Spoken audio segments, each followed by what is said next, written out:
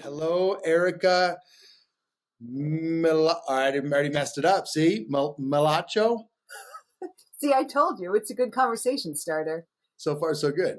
If you're going to learn how to say it, I want you to go like this first and say Migliaccio. Migliaccio. Beautiful. Perfect. Beautiful. All right. What's beautiful? Prego, or how do you say? What is that? Prego's like, you're welcome. Oh, see?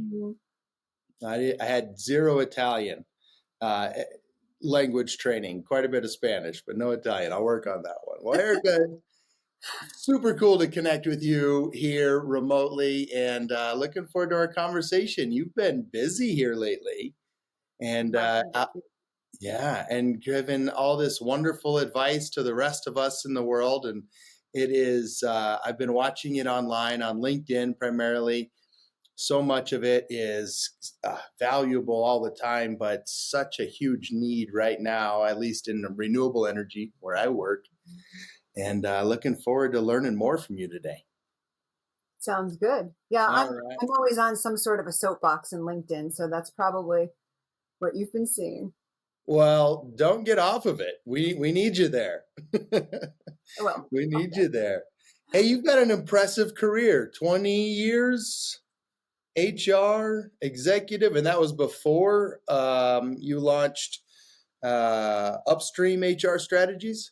That's right. And actually, I was binge watching the podcast, and I heard you say in one of the sessions that you hit 21 years at GE. Yes. So you beat me. I did, though. I started at GE the Monday after I graduated with my undergrad from Union College in good old Schenectady. So that's how I landed at GE. And I was there for 20 years before I started this company. What? That's impressive. Yes. And that was in 2018. So it's been 7.5 years now at Upstream HR. Oh, okay. All right. Well, so we understand the connection to GE when you graduated Schenectady. Mm-hmm. And tell us about the career path there. What was it like? I will tell you that the time that I spent at GE was the very best training I could have ever gotten. Better than any formal education. HR at GE is different, and I didn't realize it until I left. Just how powerful the HR function is at GE, how different it is, how much more strategic it is than a lot of other places. So it was an amazing training ground. I spent my first couple of years in corporate benefits. Actually, one of my first jobs was making quality scorecards for the disability benefit vendors. Quality scorecards, disability benefit vendors. I'm not sure I know what that means. So this is, it gives you an idea of the scale of GE, right? We had so many employees that the vendors that managed our disability benefits, I think there was probably 7 of them.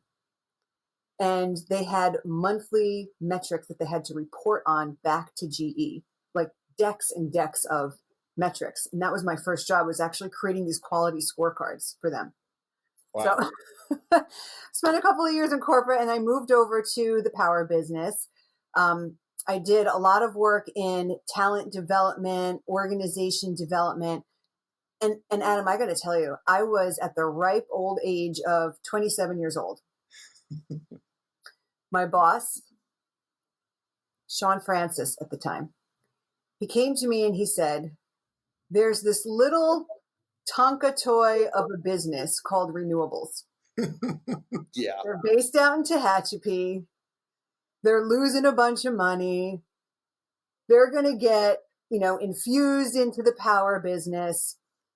I need you to be the HR leader for this business, in addition to your regular job, by the way. It's not going to require a lot of your attention. We're probably not even going to hold on to them very long, right? They're losing money. They'll probably be gone in a year. And I was like, okay. That's a true GE fashion. You get a little side job. Got to have a side job. Little side job. What year was this? That was 2005. Okay. So that's not actually what happened. No, I spent 5 years in that role. So that was my second job in power. Like I said, I was 27 when I took that job, and all of a sudden I was the global HR leader for GE Renewable Energy as a part-time job to start. But you remember that time? That's when I met you. Yep. It was a wild ride, and it was probably the best time in renewables history to be in that job, because I came in at the bottom, and when I left, we were on top of the world. We were leading the industry. We had hired hundreds and hundreds of people. I mean, there was a point in time where we were bringing in one new person a day just in Schenectady. Just in Schenectady. Yeah, in 06, 07, a little later, right? 07 is when it really started to get hot. So we started in 06, but 07, 08, 09 was intense. We had a quality scorecard for our recruiting at that point in time. We had like a whole throughput yield formula thing that we did, and we tracked, how many applicants do you need for candidates, for hires, and all that stuff. And what could attrition rates look like at hiring one a day? Can't even imagine that one. Attrition rates, we had a great retention rate though. Yeah. I want to say back then, I don't remember the numbers exactly, but I think our attrition was below 5%. That's a good one. We were different. We were a scrappy entrepreneurial business within this big behemoth of GE. Mm-hmm. And so people wanted to come work there. We were and this is a term that I use today, a destination employer. We were a destination employer within the company. Within the company. I mean, that's even tougher. Yeah. Everyone wanted to work there, and no one wanted to leave once they got there. So I've loved my entire career. I get it. I still don't want to leave. Yeah. Exactly. Oh my goodness. Oh, so you made some trips to Tehachapi then? I did. I think I climbed into Tehachapi actually. Ah, excellent. Yeah. That's a great place for the first climb. I want to go to Tehachapi again because I hear that one of my friends owns a pizza joint there. Is that true?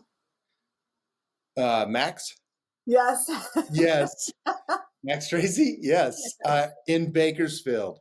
Oh, Bakersfield. And, okay. You come out, I'll drive you down. Max has got pizza for us for sure. Deal. Yeah. Oh, that's great. I was trying to think.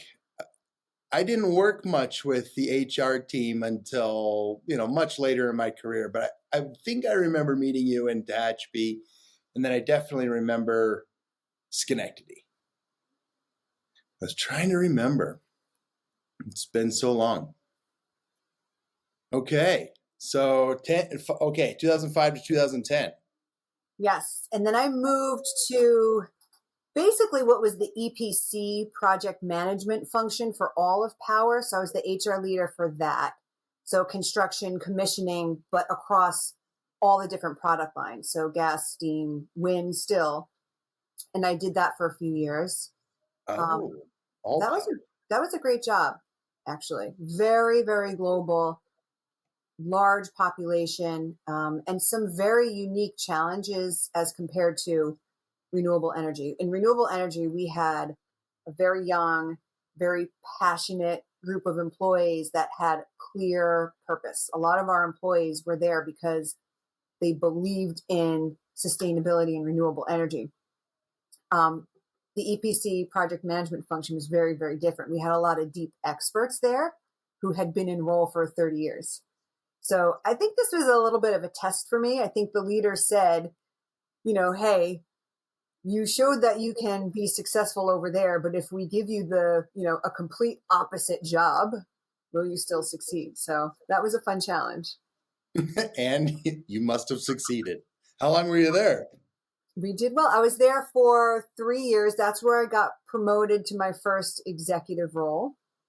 Okay. And we did do pretty well. I think my proudest moment there is that we took the employee opinion survey scores from worst in power to first in power over that time. Oh, We beat Renewables, by the way. very nice. Very nice. That's not easy to do. That's hitting all of those personal spots with a very large group of humans. Yes, very large, very global, and a very different demographic than what I had been used to. Yeah. Okay. 2013, exec. From there, yep, I went on to be the HR operations leader for Power. So very, very different now, not connected to a business, HR operations. So I was responsible for all of the HR operating activities, as well as I was HR for HR, which sounds crazy. But again, in a company of that size, I want to say we had about 350 people just in HR when I started that job. Oh my goodness. And then it grew when the Awesome acquisition came in. So what year was that? That was 2012, 13, 14. Okay. Yeah. HR ops from 2013 until when? 14, late 14. Okay. Mm-hmm. How was that in comparison? That sounds tougher. I had a very challenging role. So we went through this HR transformation project that I led in Power. It was incredibly rewarding. We reshaped the whole kind of HR support philosophy and structure. And we did it with, I don't know if you remember, there was a time at GE where the company was obsessed with Francis Fry from Harvard Business School. And Francis Fry wrote a book called Uncommon Service. It is amazing, by the way. Any business owner should read the book. It has nothing to do with HR. Okay. It's all about how do you position yourself to kick your competitor's ass, basically. And there's a model and a framework and a process that goes through it. And it's all about understanding what your customers value and then having the guts to make the calls and make the funding decisions to be way better than your competitors at the 2 or 3 things that your customers care about the most, and allow yourself to be bad at the things that your customers don't care about as much. Mm-hmm. It's really brilliant, actually. And a lot of companies, it sounds very simple, but a lot of companies don't do it because they can't bring themselves to say, we're going to be bad at this. So they try to be good at everything. And what ends up happening, this is Francis Fry language, you end up being mediocre and exhausted. I love this. This sounds near and dear to my own education and what I do, but I've never read the book. So now it's on my to-do list. It's timeless, it's good, and it's good to do the exercise with your team. Done. Thank you for the tip. Yeah, you're welcome. Done. So we used that book to drive this HR transformation. So for the first time ever, we said, step number 1, we are going to segment our customers. So we created 3 customer segments: senior leaders, middle managers, and individual contributor employees. And then we went out and we asked them, here are all the HR services that we offer. Number 1, put them in order of importance. Which one is most important to you? Which one is least important to you?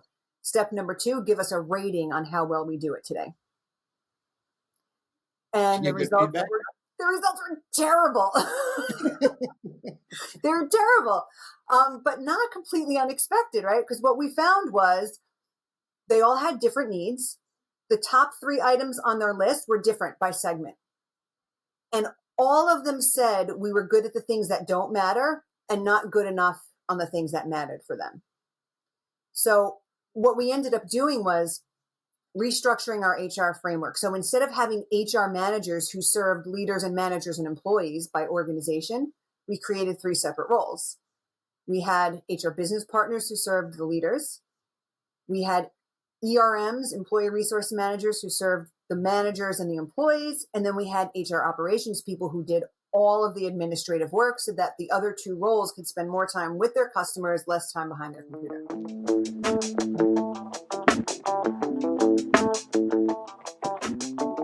We'd like to take this time to thank another one of our wonderful sponsors, Podge Engineering. Podge Engineering, making wind and solar all we know it can be. Are your renewable energy assets underperforming or not performing at all? Did you expect many years of longevity and they're failing on you now? Podge LLC offers many customized, engineered products and solutions to get these assets back on track. Podge Engineering also performs root cause analysis, engineering services, procurement, and construction. Visit podge.org. That's PADGE.org. Remember Podge, making wind and solar all we know it can be. So feedback a little scattered, but you took the data and still restructured a group to improve the internal customers. Yeah, and I wouldn't say the feedback was scattered. The feedback was clear. They were telling us we were terrible. And they were telling us that we were trying to serve all three customer segments with one product. You're not going to sell the same car to, someone who's super wealthy versus middle class versus, someone on assistance. It's just not going to happen. And that's what we were trying to do. Oh my goodness. I love this. I'm already learning from you, right? My brain and passion is a lot for, let's call it client retention, making sure that the business is doing well. Yep. But the internal customers is how the business continues to thrive and succeed. Yeah. Amazing. And there's a lot of, internal functions like HR, finance, that a lot of companies, they resist the notion that the employees are their customers, but they are. They are. I ask HR teams all the time, if you were a vendor to your company and your contract was up, do you think your company would renew the contract? Tough one. Yeah, but that's how we should be thinking, right? You're right. Okay. So that was a job. That was a whole job. And we did that in Power. By the way, we went back and we resurveyed 6 to 9 months later, and the results and the progress were tremendous. It was a big win, such a big win that they asked me to go around the entire company and repeat that process in all of the GE businesses in all the regions. So that was a fun role. All right, congrats. I love this story. I'd probably keep teasing stuff out of there, but we'll move along. What year did that bring you to? That was 2015. Then I moved to a new role in the gas power business. I had not really been able to build depth in some of the more commercial functions in the company, and I wanted that specifically. It's probably some of the people that we worked with at Wind that were brilliant, but I just had an interest in product management. In fact, at one point, when they were like dragging me out of renewables, kicking and screaming, I almost went into RELP to be a product manager. Wow. So I had that interest. So I found this job in gas power that was supporting product management, application engineering, and marketing. And I wanted that. I wanted that really external view. So I did that for a few years. That was another, really, really fun experience that just gave me exposure and depth in a different part of the business. This is quite a 20-year career run here, from right out of college to a side job of renewables. Side job, yep. Right. And then it's all power project side, like you said, EPC, and HR ops. So HR for HR. What do you call it when you're the police? What do they call those? That's not what it is. Internal affairs. That's what I was thinking of. Yeah, that's kind of what it was. A little bit. All right. But that's impressive. I mean, HR ops, so making the HR team more successful. Yeah, and then gas power, and then you get to launching Upstream HR Strategies. How was that born? So I did the gas power role for a few years. I loved it, but that was the time where we were doing the integration with Alstom. Okay. And I love GE, and I still love GE, so I don't want to talk about it too much, but there were some challenges there. And I was asked to take a role leading the layoff process. So, and when I tell you leading the layoff process, we were doing like thousands at a time. So I was up here developing a process, training managers how to have the conversations, training the HR teams how to have the conversations, and really managing the entire end-to-end book of work there. And it was fine because I was able to put my fingerprint on it. I was able to teach the managers and the HR teams how to do this with heart. And I used to tell them, like, there's no good way to do this, but there's a right way to do it. Right. So I felt pretty good. I was creating process. I was, able to infuse some of that heart, but then that job just didn't stop. It just kept going. And there was going to be another round and another round and another round. And that's at some point, like, my heart just broke and I said, I can't do this anymore. And the answer was, you have to do it because we still need it. And I was like, no, we don't. And so Upstream HR Strategies was born. And the name is in honor of the 20 years I spent swimming upstream at GE. Oh, good one. So it was always like, people would say to me, like, you're the most un-HR person I've ever met. And I'd say, thank you. Right. Swimming upstream. So I got a question on the layoff process. That's not easy for anyone, and no one should spend a lot of time there in their life. Were you getting too connected, or was it too numb? I think it's connected to the type of work, right?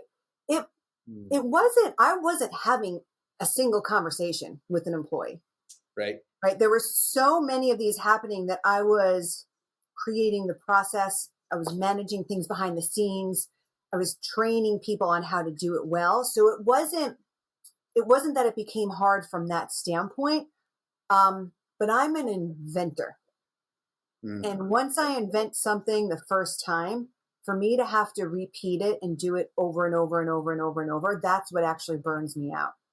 So the first time it was kind of cool. I got to put the process together. I did the training. I put my fingerprint. I did it my way. But the second time, the third time, the fourth time, it was just burnout, just because I think of this. I wasn't inventing anything anymore. I was just doing. I can relate to that a lot personally as well.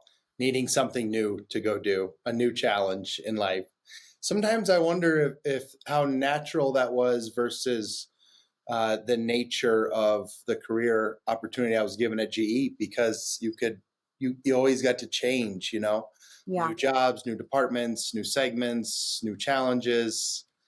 Now I'm just constantly hungry for it. Maybe I was always that way. I don't know. Have you ever thought about it? Do you think it was natural or part of what GE gave us? Well, so there's this wonderful tool that I discovered the past couple of years called Working Genius. Oh. And because of that, it's an assessment that you take, by the way, and there's a book and there's a workshop and it all goes together. But because of that, I believe that for me, it's ingrained in my DNA. Working Genius takes the process of work and splits it into 6 steps. And those 6 steps, if you do them, all of them in the right order, for any type of work that you're doing, you're going to come out with the best solution. So the 6 steps are wonder, invention, discernment, galvanizing, enablement, and tenacity. I can tell you more about them if you're interested. But everybody has 2 of those things that they love and that really fill their cup. And then there's 2 of those things that completely drain you. So for me, the 2 that fill my cup are invention and galvanizing. So coming up with the new ideas and then getting people excited about them. Tenacity is the one that drains me, and that's the execution one. So I think I think it's me. I get it. And then they don't change over time. We are who we are. They tend not to. And it's a newer tool, but they are finding that people are not changing over time. And it has nothing to do with capability either. It's not what you're good at and what you're not good at. You could be good at all of them. It's what brings you joy, what fills your cup versus what drains you. I love this. Does it help you learn about other people and maybe the impact of putting the right types of people together as a team. So on an individual level, if you understand someone else, what I find is it helps you offer a little bit more grace. Because sometimes when people do what they do because they love it, and it happens to be the thing that you hate, the first thing you do is get irritated and judge, right? Like people who like the tenacity, when I come in their meeting and they're at the end stages of a project and I'm like, I have a new idea that we could introduce, right? They want to throat punch me. But when you understand, okay, Erika's just an inventor, you can now say, all right, Erika, let's save that for the next time, right? You're causing a little bit of upward turbulence here. Thanks for the idea, but no thanks. And then when you put this together into a team, when you know everyone's preferences on your team, it can actually help you figure out how to assign people to projects, which people are going to be the happiest doing which type of work. And it can also help you figure out where you might have gaps and how that's showing up in your team's ability to innovate or drive change or get stuff done. I love this. And I love services work the most, it seems, in my life. Would this work for folks in the field as well? I'll let you know really soon because I'm actually doing the workshop with a renewable energy company in September, and I believe that they're bringing their techs in for it. So I love that. Okay, I'm staying tuned. I mean, think about it. If you know what someone's preferences are, you're going to know which tech is going to love to go troubleshoot versus which tech is going to love to just go standard maintenance. Mm-hmm. Mm-hmm. Right. And sometimes folks are just looking for the next opportunity and get there and find out they didn't care for it. It happens. Yeah. All right. Well, I'm excited to hear you're doing this with folks in the fields. All right, I'll stay tuned for September. All right. But otherwise, for teams, yeah, well. But otherwise, this works well for teams that have to sit together and work together in order to accomplish a particular goal. Yeah. Exactly. I get that. All right. So that's for the individuals. Well, what are some of the core leadership philosophies that you like to promote today? My soapboxes? Yeah, the soapboxes. I have a whole bunch of them. Oh, okay. I even made stickers for some of them. I've got these little sticker packs. Sneak peek, this is going to be my client gift. Everybody loves stickers. Get ready. The one on the front, it's been redesigned, but this one is don't be an asshole. Do you know what an asshole is? I want you to tell me. An asshole is someone who fires off an email with a question, no context, and gets other people all, worried and agitated and excited because they don't know why the person's asking. So hey, Adam, is the presentation done yet? Send. And you get it and you're like, what would you think if I sent you that? Are we there yet? Right. I think it should be done. She's waiting.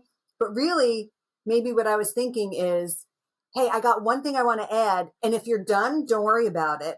But if you're still working on it, I'd like to add it. And if I took the 2 minutes to type that in my email, wouldn't it feel better?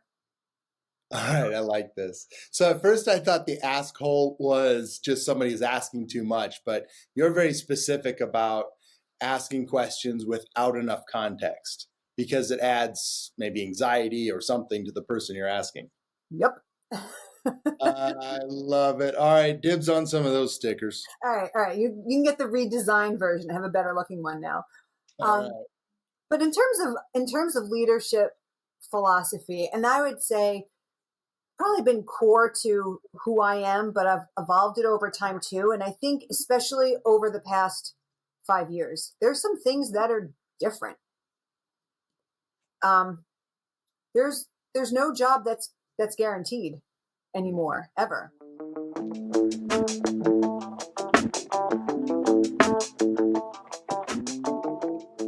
In today's fast-paced industry, having the right tools isn't just an advantage, it's essential. That's where ETI Energy Tools comes in. With over 75 years of industry experience, they deliver strategic procurement solutions that enhance safety, efficiency, and cost savings. ETI provides industrial tools, safety gear, test and measurement equipment, and heavy repair solutions, all backed by a vast network of manufacturers. Whether it's tool kitting, PPE standardization, or high voltage tooling, ETI saves companies time and money while ensuring they have the right tools for the job. Contact ETI at etienergytools.com to learn more and gear up for success. People have reprioritized what's important to them. Their family is more important. Their health is more important. Their happiness is more important. People are looking for purpose in their work. That has all shifted over the past 5 years. And in order for us to continue to engage and retain employees in our companies, we have to, number one, get to know people as human beings first, understand all those things, what drives them, what do they love, what do they hate, and then be willing to adjust the way we lead each person based on what works for them, not what works for us. Like, gone are the days where, I don't know if you remember the old GE, the new manager assimilation, right? Where a new manager joined the team and the HR person would come in and then ask a bunch of questions. And one of the questions was always to the leader, what is your leadership style? And the leader would get up there and say, this is the type of leader I am. That doesn't work anymore. No. You have to be a different leader for each of the different people on your team. And this is, I call this concept platinum leadership, as opposed to like the golden rule. This is the platinum rule, right? The golden rule is, I'm going to treat you the way I want to be treated. And that's cute and nice, and keep teaching your kids. But as a leader, it's not enough. You got to treat people the way they want to be treated. Treat people the way they want to be treated. Lead them the way they want to be led. I'm not saying you give in to everything, you know, it's not about giving people their way, but if I know what type of appreciation is meaningful to you versus what's not, if I know what skills you want to develop, if I know the way that you communicate, what's your preferred communication style, I should adjust, because when I do, I'm going to inspire you to bring your best work every day, period. I love this. I talk about this internally quite a bit. I've never used the phrase platinum rule. I don't think I ever understood the way that you're explaining it right now. But the way that I often talk about it is a good leader chooses the leadership style that the person needs or that the team needs, right? So it's not the manager's leadership style that matters. What matters is that the leader can flex and change based on what their team needs. It sounds similar. Yours is just much more poetic with the platinum rule, and then learn how to be that leader for the individual. Yep. I mean, you'll be glad to know I have a sticker being made for that one too. So in case you want some of those. We are sticker crazy. Yeah. And they're all over hard hats. We love them. Good. Love it. Where can I learn more about platinum rule, or is it just the umbrella to then go study leadership styles of yourself and communication styles of others and adjust? So platinum rule is kind of an umbrella that a lot of our training and our workshops fit underneath. So some of the tools that we offer for those types of things are DISC. If you've ever heard of DISC, it's a communication assessment. It's a great one to help you understand how to approach people when you're communicating. Working Genius is another platinum rule tool. What type of work do they love? What type of work do they hate? The languages of appreciation. What type of appreciation is meaningful to someone versus not meaningful to someone? So these are all different tools that are going to help you know a person on a deeper level. The languages of appreciation, those are tough. Often, I think we don't know them about ourselves all the time, right? Like, these tests can help us learn that about ourselves and recognize why we may not feel appreciated. Yeah, absolutely. It helps at home too. Done.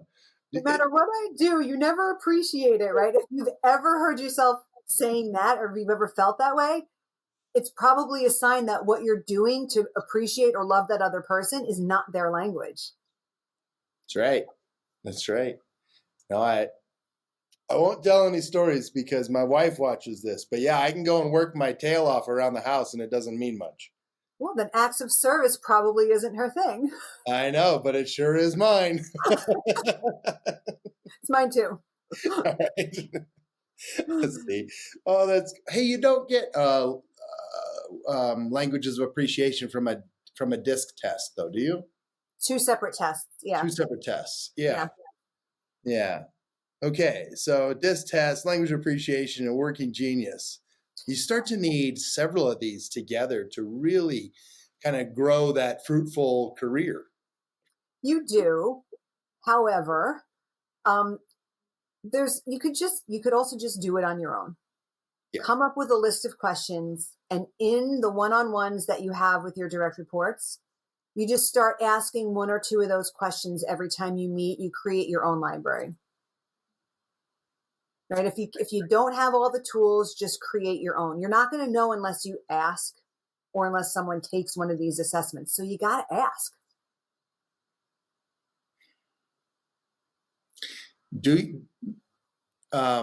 What could you tell me about, just asking, are you finding that most people already know, or maybe they don't know? What's more common?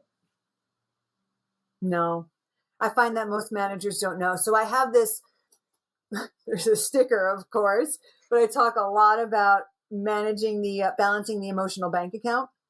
Yeah.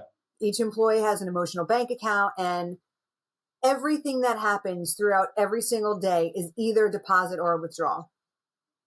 And you can't control all the withdrawals. You can't. You're not God. You're just their manager. It could be a fight that they had with a coworker that's going to be a withdrawal from their emotional bank account. But I do always say that managers always control the balance, because if you're aware of what's going on, you can always make a deposit and you can always keep the balance positive. But those deposits, you got to know what works for those people. And again, that's where you got to ask. And I find that most managers have never had those types of conversations. So I encourage them. I have a list of questions I call care questions. You got to start asking these questions. And it doesn't have to be like a separate meeting where it gets all awkward, where you're like, hi, I'm going to ask you 25 care questions today.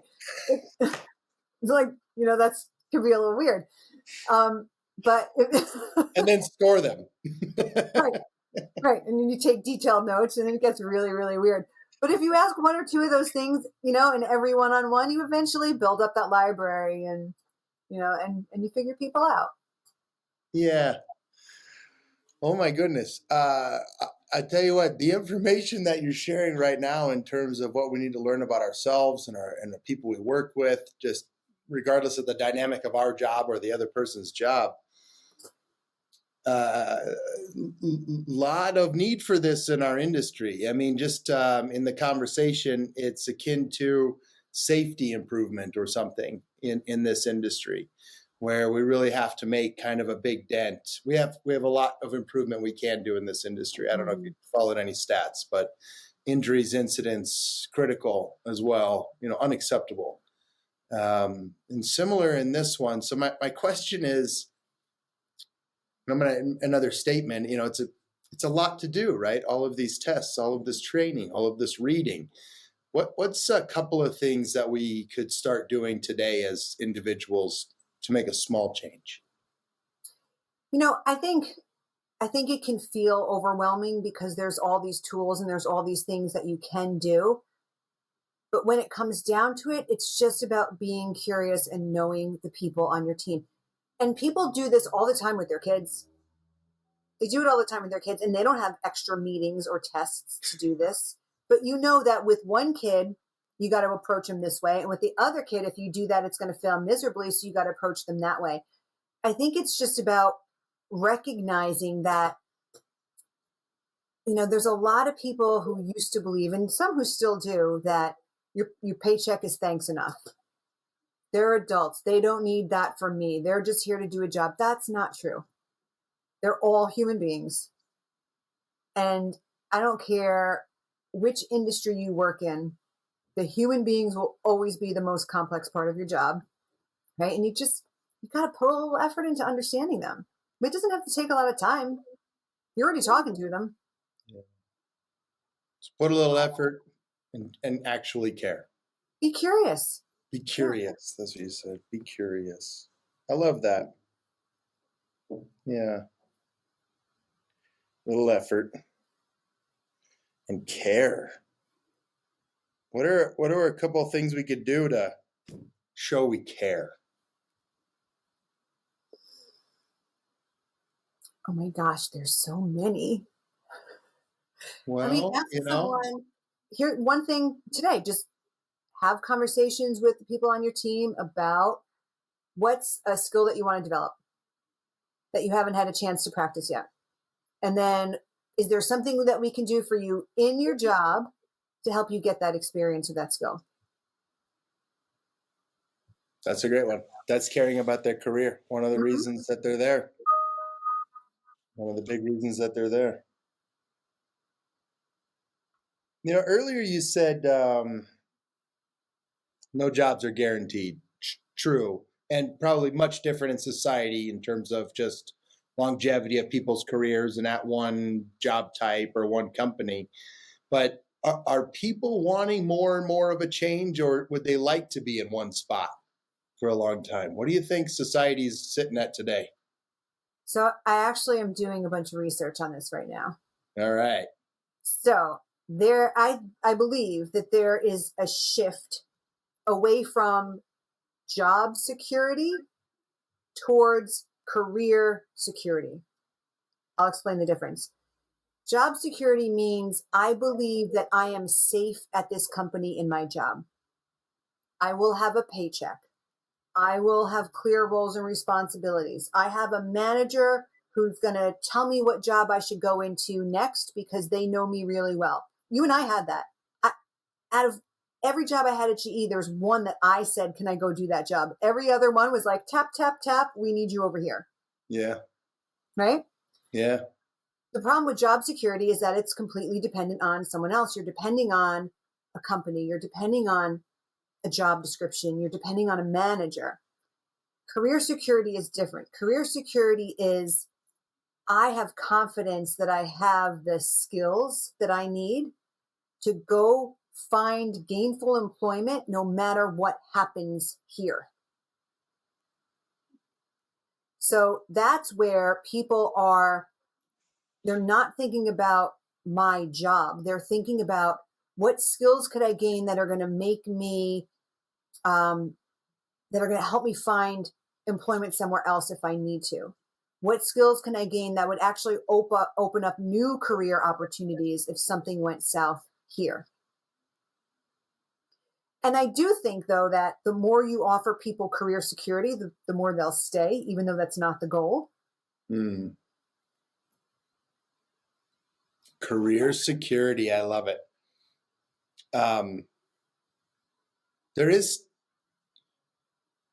So you can have career security and folks that are helping you and pushing and tapping you to the next spot, though, right?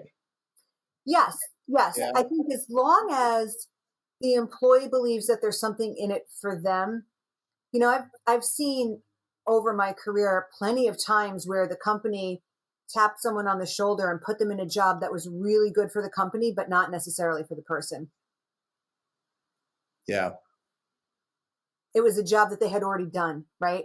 They're not going to learn anything new. The company wants them there because the company knows that they can do it. Sure. What are they going to learn? Sure. So as long as you've got a leader who's got your best interests in mind versus the company's, then a supportive leader is great. If the leader's, managing your career for you and putting you places where you don't want to be, like in a layoff role. Right. Okay. Career security. I love that one. I wonder if that leads the individual in society to stay with a company longer. I feel like it would. Yeah. I don't have any data to prove that. It's just a gut feel from 20 something years of experience, but Because you could leave if you wanted to, right? You know what doors are open.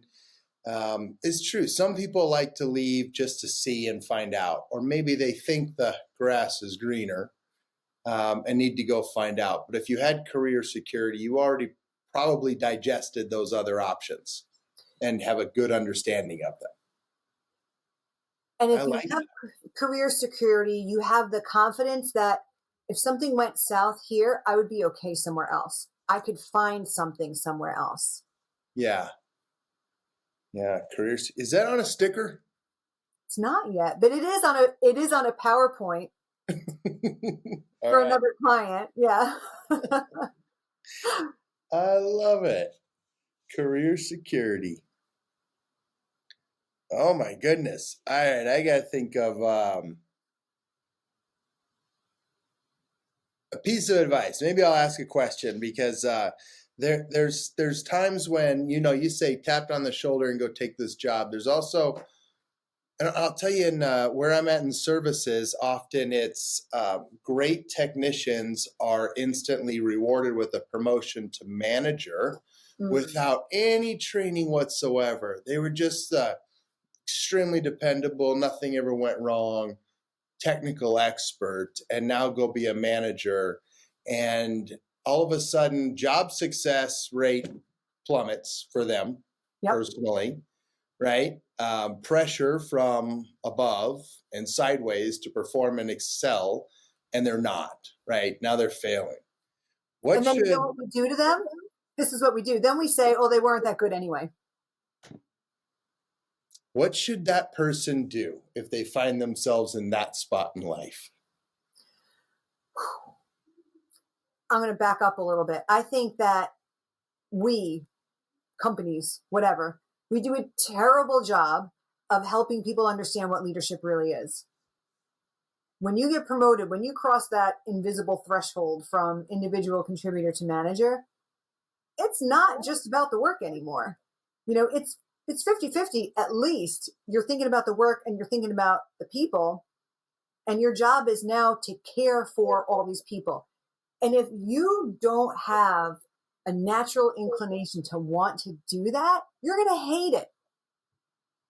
You're going to hate it. And we do a terrible job of helping people understand that. I think we should be teaching people what leadership really looks like before they ever get promoted or raise their hand, because I think a lot of people would be like, ew, I don't want to do that. I'd rather go a technical route.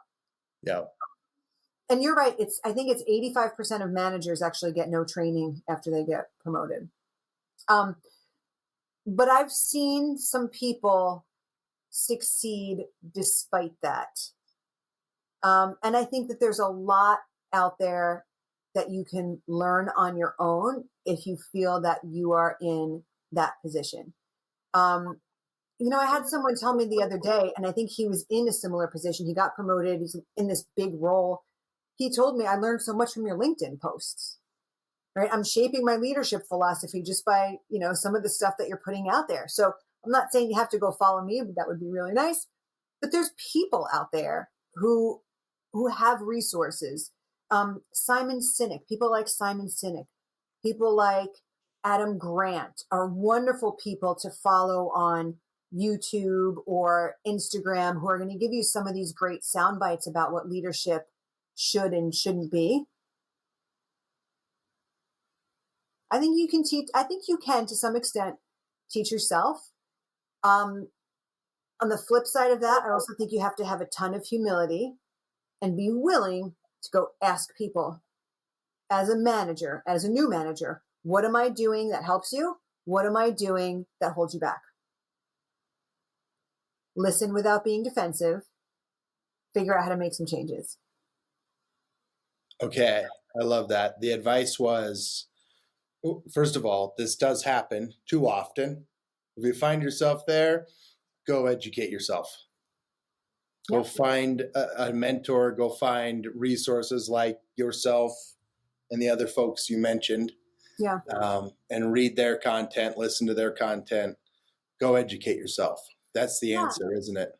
And listen, there's one of the things that I'm working on in my company right now is taking my leadership training library and making it accessible to a broader audience. Right now, the only people who can attend my class are the people who work in a company where the company hires me. And then we'll have a class of 30 people, 50 people, whatever it is, and they'll sit through the training. So we're one by one taking those courses and turning them into self-paced digital modules where it's still me. There's still Erika talking, on the side of your screen, and all my slides are there, and there's interactive exercises. But those are $170, in that range, where if someone really wants some of that training, it's accessible. You can go get it.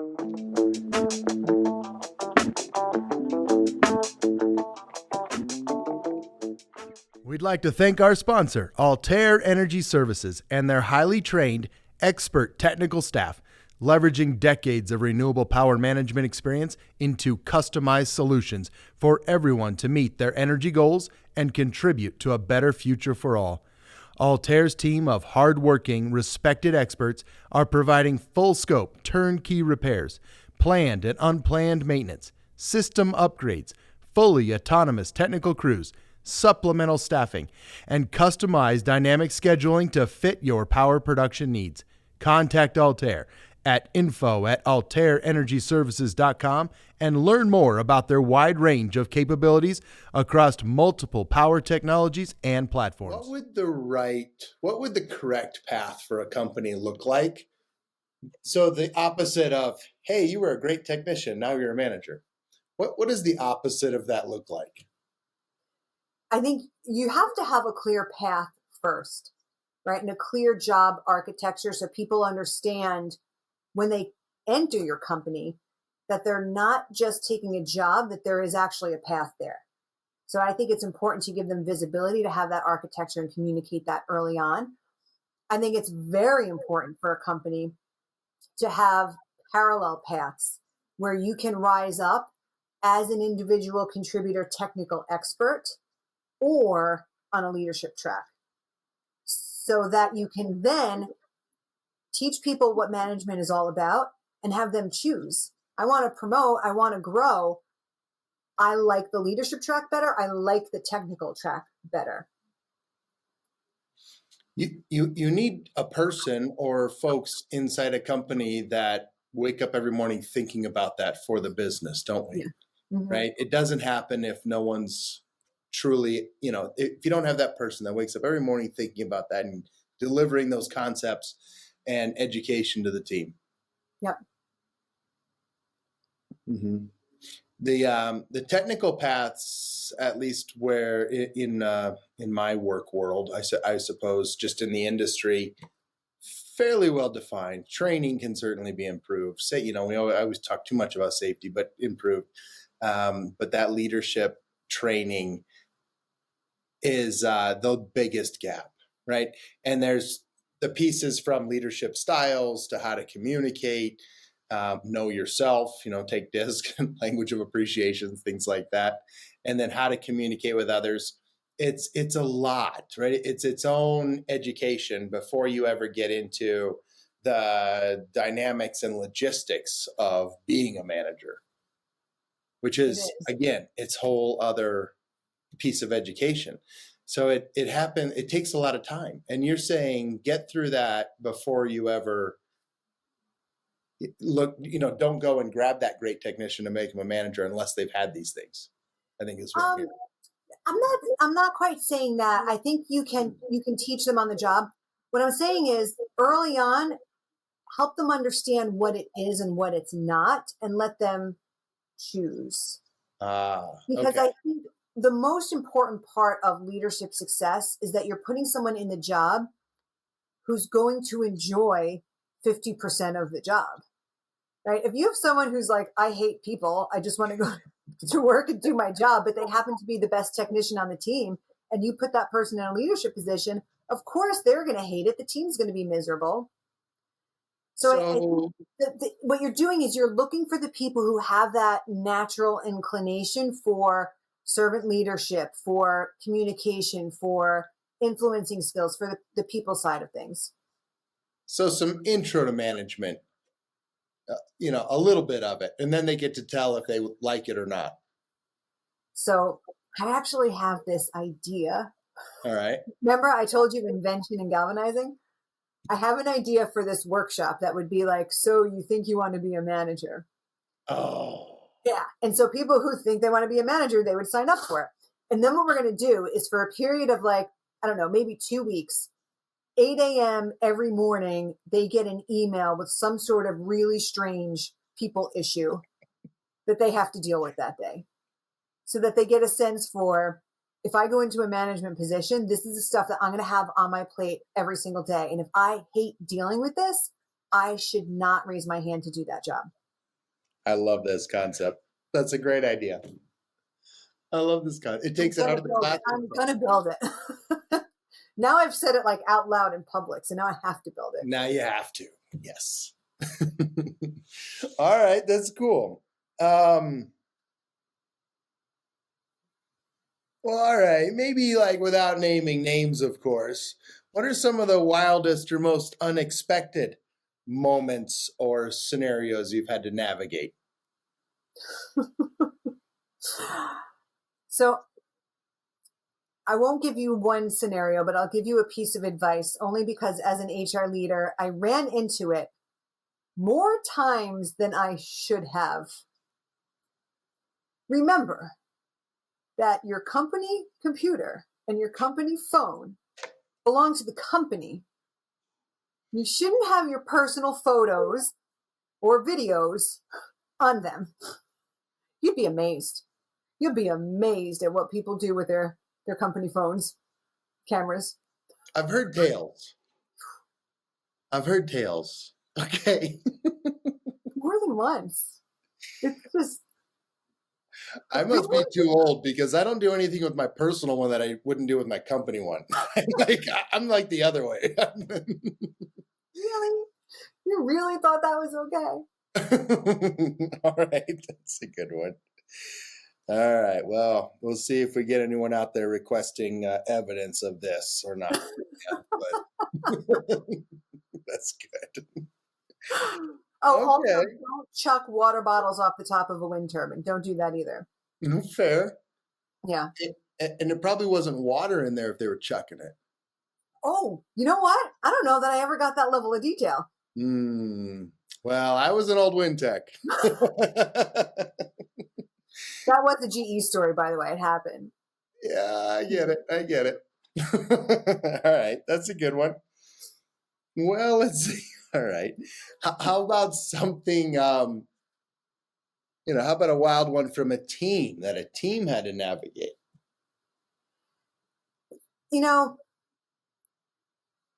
Sometimes the tiniest little misunderstandings can cause the biggest conflict. And stopping when something doesn't make sense to you and it seems like the other person or the other team is just completely out of their minds, that probably means you're missing a piece of information.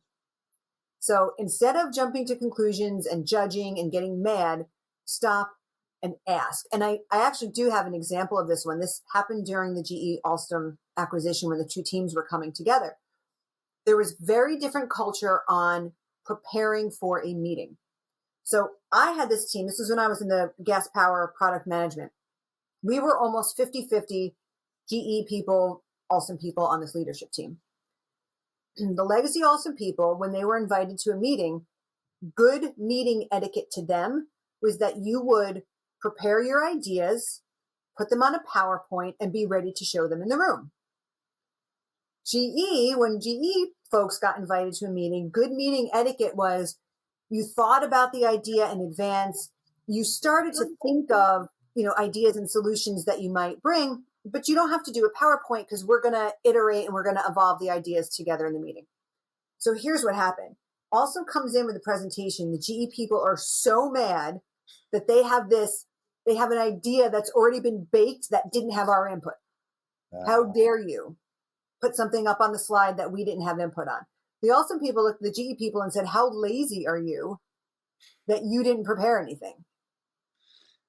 And this was like a major point of contention on this leadership team that I was working with. until I started talking to people and asking them, like, what is going on here? And found that it was this stupid little thing that was causing all of this. Communication. Curiosity. Just like I said, if something seems crazy and stupid, you're probably missing information. Ask. I love that. Yeah, just ask. Pause, time out, stop work, and communicate. There's an old saying, a manager of mine a long time ago, I've never forgotten, I continue to reiterate it. Reasonable people, equally informed, seldom disagree. And you commonly find out that the problem is equal information. Love it. Yeah. All right. But you had two different teams, and I get the dynamic because it's integration. Yeah. It's folks that haven't worked together before. Right. And the company cultures were very, very different. And we were smashing them together without talking about it first. I think what's most surprising to me is that there was a company out there that liked PowerPoint more than GE. Right? I didn't think that existed. It's a good point.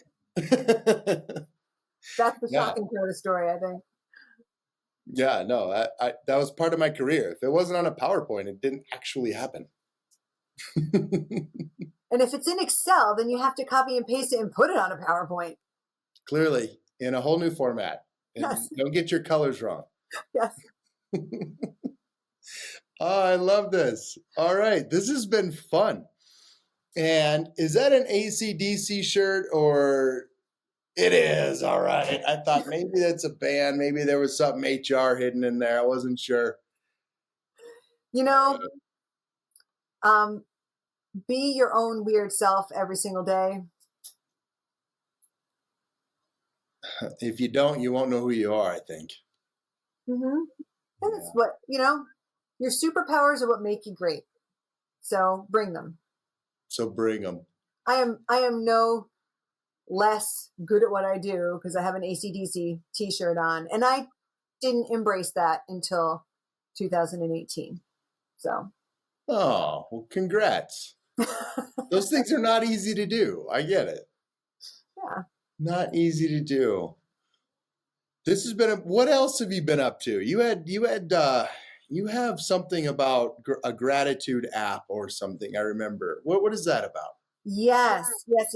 So this is a passion project of mine. Having spent 20 years in the corporate world, I have heard one too many times a leader say, "Thanks for all you do. You're a rock star. You're the best." And I hate it because it doesn't mean anything. And when you say that, your employees don't feel appreciated. They turn around and they roll their eyes and they say, "Do you even know what I do?" So to help managers give better thanks, I built an app. And it is filled with hundreds and hundreds of little digital thank you cards for specific things. It could be for creativity. It could be for your dedication, for your hard work, for helping somebody else. You can search by keyword, find the one that you like, you pull it up. You could put the person's name in it. You put your name in it. You could write a little note, and then you can text it, email it, put it on social media, print it out and hand it to them if you want. So it's, like I said, it's my passion project. It's a way to help managers give more meaningful thank yous at work without having to be a poet, because not everyone can always find the right words. What's the name of the app? Greetings of Gratitude. Sounds good. As you were rattling off you're awesome, you're a rock star, appreciate all you do, I am guilty. Like that, it's only Tuesday, I've probably written one of those.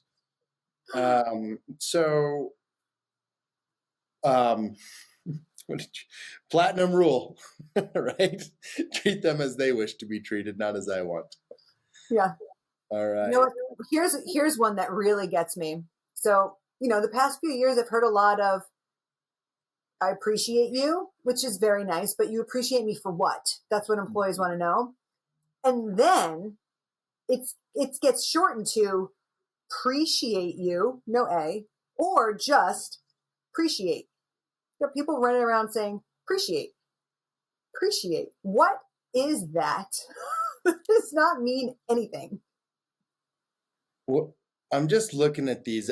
What I'm really loving about them is it's already making me reflect and think about what I do appreciate about that person more specifically, right? Yeah. Not just the generic rock star awesome comments.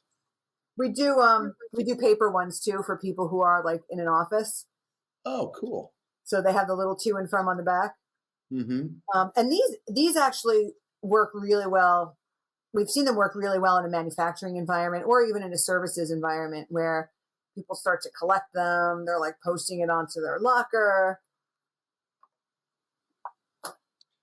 For those who resonate with gifts, what were the love languages? One of them was gifts or something. This is words of affirmation. So words of affirmation. Words of affirmation, which is actually the most common language.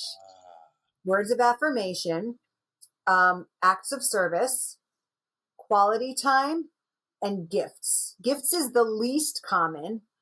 And unfortunately, it's the one that managers tend to use most in the workplace. They give a gift card. They give a gift card with "thanks for all you do" written on it. Dinner for two. Appreciated. Yeah. Dinner for two. Dinner for two. Remember that? Yeah. Yep. Dinner for two. I like that one. Okay. I'm going to use this. I'm going to try it. Clearly, everything you rattled off there that you said you hate managers do, I am guilty of. I hate admitting that on the podcast, but I'm guilty of them. So just tell me you don't say appreciate, do you? You don't do that one. Okay, no. Good. No, I don't do that one. Rockstar, awesome. Those come out way too often for sure. I heard those. So I'm going to try it out.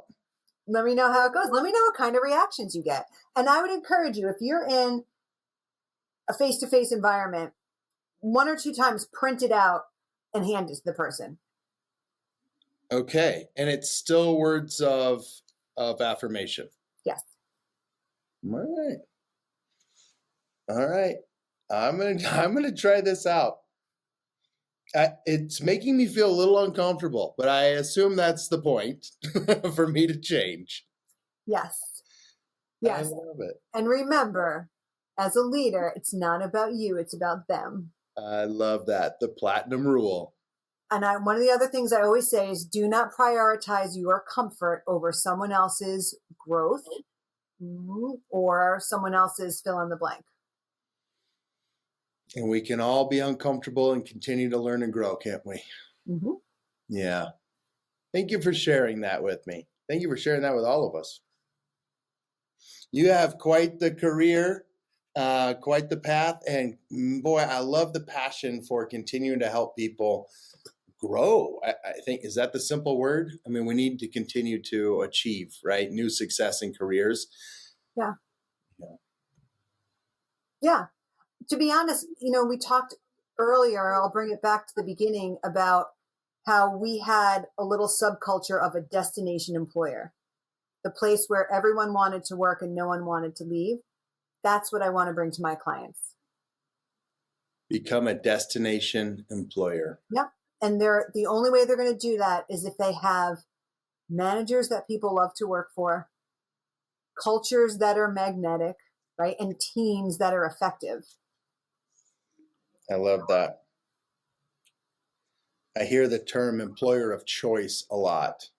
You said it much more eloquently. Destination. Yeah. And it's a long path to get there. It's a lot of humans to affect and improve. Mm-hmm. It's a long path. Well, thank you for continuing to pour your passion and knowledge into the rest of us so that we can attempt to achieve it. It is my passion, so this is fun for me. It doesn't feel like work. So that's perfect. Mm-hmm. That's perfect. Erika, thank you so much for spending some time here with us on the podcast. And I look forward to hearing more from you about the Tehachapi visit, and I'll let Max know about pizza, but also about, after September, folks in the field doing those tests, and see how that comes out. Absolutely. Yeah. Absolutely. I can't wait to share with you. Thank you for having me. It was so much fun to catch up with you. And definitely tell Max we're coming to get some pizza. Done deal. Thanks, All right. Erika. Have a great day. You too. Bye.